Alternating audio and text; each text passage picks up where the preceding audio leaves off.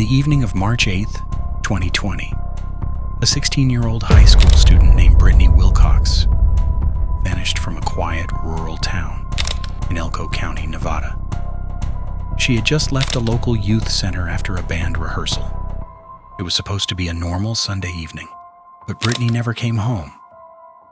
Within hours, frantic phone calls began. Friends, family, community members. This is one of the most disturbing historical true crime cases. Panic spread quickly through the town.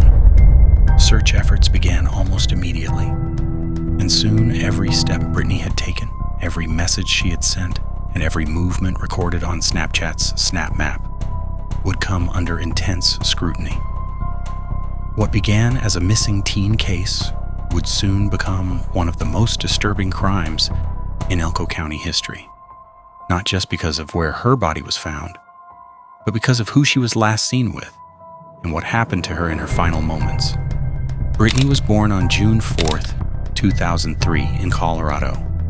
Her birth certificate listed her name as Gabrielle Lynn. But from a young age, she chose to be called Britney, a decision her family said was entirely her own. It was her way of shaping her identity. In 2010, her family moved to Spring Creek, Nevada, after her father, James Wilcox, accepted a job at a gold mining company. Her mother, Alicia, focused on raising the children and keeping stability at home. Even after her parents divorced, both remained actively involved in Britney's life, co-parenting peacefully for her and her younger brother. From an early age, Britney was drawn to the outdoors. Horses became her world. By the age of 9, she was confidently riding among herds, a skill that impressed trainers and neighbors alike. She competed in youth rodeos and eventually earned the symbolic title of Rodeo Queen, a respected role in her community. But Britney wasn't limited to ranch life. She dreamed big. She talked about joining the U.S. Navy, possibly working in psychological support, or pursuing a completely different path as a special effects makeup artist. She was a teenager standing at the crossroads of her future. Adolescence wasn't easy. By age 14, Britney began experiencing bullying at school. According to her mother, she became withdrawn, depressed, and slowly lost the motivation to attend classes. With official approval from the school district, the family transitioned her to homeschooling. At the same time, Britney started working at a local ranch. She cared for animals, cleaned pastures, and handled responsibilities well beyond her age. Her employer praised her discipline and reliability. She never needed supervision. Her closest bond was with her father, James. They played music together. They talked about her future.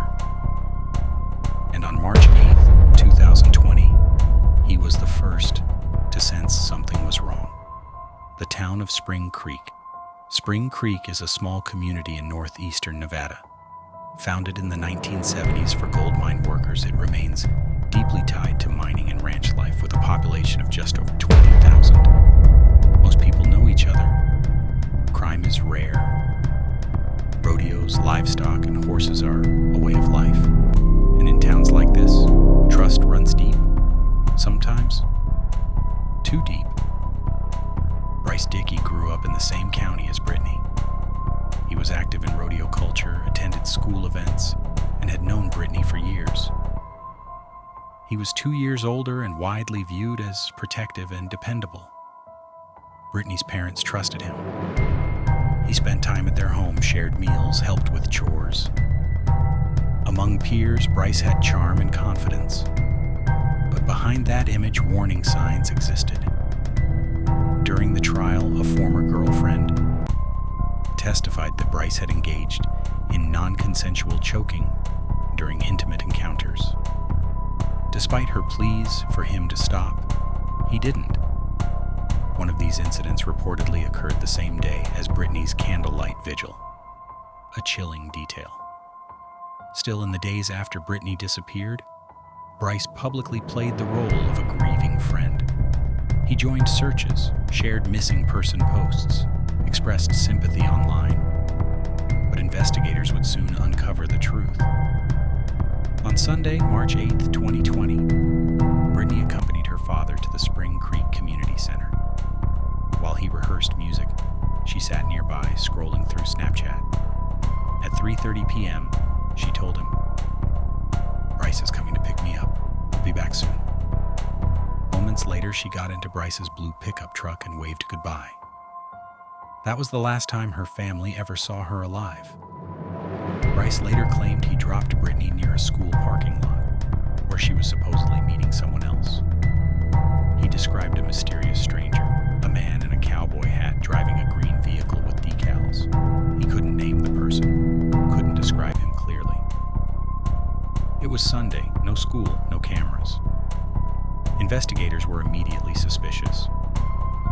By 5:30 p.m., Britney's phone stopped responding. Her family knew something was wrong. A missing person report was filed the next morning. Search teams formed. Then came the ransom messages. $25,000 demanded for her return. Authorities later confirmed it was a cruel extortion attempt, likely unrelated to her disappearance. On March 11, 2020, locals driving near Barnard Basin noticed dark stains in the sand. A blue tarp weighed down with rocks. Underneath was Britney. She had been violently assaulted. Manual strangulation marks, a fatal puncture wound to her neck, signs of sexual assault. Her earbuds were found tangled in brush, a used condom and wrapper nearby. Her phone, crushed and discarded, was found a third of a mile away. Forensics recovered SnapMap data showing Britney was active shortly before her phone went dark. Drag marks indicated her body had been moved. DNA was collected. This was no longer a missing person case. It was murder. Investigators returned to Bryce. SnapMap data showed his phone and Britney's phone were in the same remote desert location. At the exact time, her phone shut off. A selfie on Bryce's phone placed him at the crime scene. DNA from the scene matched Bryce. Scratches on his body matched defensive wounds. Deleted Snapchat messages showed Bryce had pressured Britney to meet him. His story collapsed. In March 2022, Bryce Dickey stood trial. The evidence was overwhelming. DNA, digital data, medical testimony.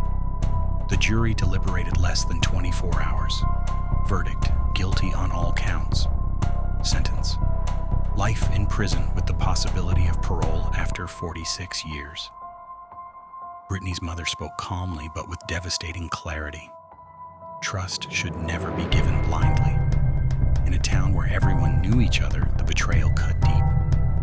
Britney Wilcox was only 16 years old. Her life was just beginning. And the person trusted to protect her became the one who took it away. If you found this case important, like the video and subscribe. We upload true crime stories every night. Until next time, stay alert, stay safe,